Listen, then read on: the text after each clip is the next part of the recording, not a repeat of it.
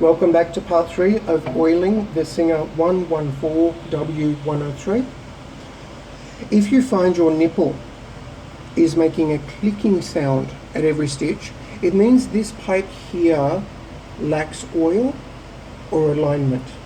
There is a large chance it's going to be oil related. Dab your finger and oil this section of the pipe as much as possible, as well as the top where it joins into the machine face. All around, keep that really well oiled. What you'll notice with this pipe, it does jump up and down. So we do need to oil that each and every time. You may have missed that, which is why you're getting a clicking sound and usually shredded type stitches as a result. Another important part that people forget to oil is the needle bar holder pipe here. It's not an obvious looking part that needs oil, but it needs a lot to keep your handle motion smooth. We will now go to the underneath of the machine to oil that part, which usually is forgotten, but is just as essential to oil as the top of the machine.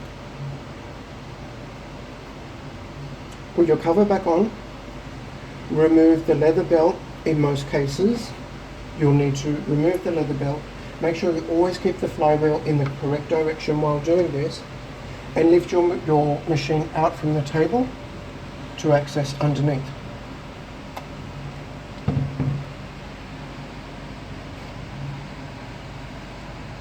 First, start in this corner.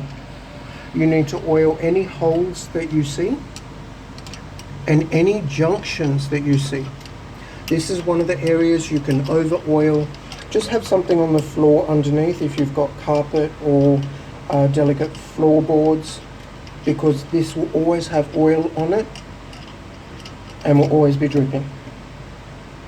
Come along to the handle set. You'll see an obvious oil hole somewhere. Make sure that is well oiled, as well as the gully inside the handle. You don't need much, but you do need oil, otherwise the handle will not rotate. Of course, we go up to the gears.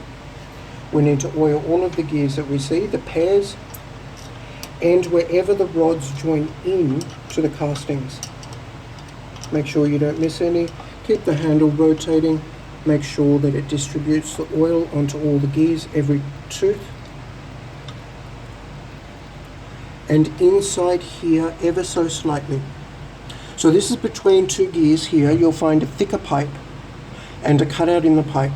Make sure you oil that. It will reduce the amount of play in your machine in the long run. Of course, if the damage has already been done, certain parts in this area may need to be replaced.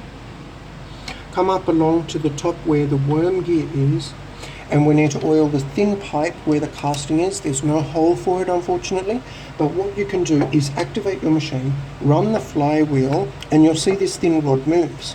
So you'll be able to oil at this point, which will drag it into the casting and oil it well. Of course, little excess. Use your finger on the pipe, on the rod, to ensure it oils well. Of course, the worm gear is a gear, and it's a very hard-working gear, so we need a lot of oil here too, all around it. This corresponds to the looper. If you really oil this well, it will feed oil through to your looper, and you won't need to remove your needle plate to oil it. Done. And that's how we oil the machine. Enjoy.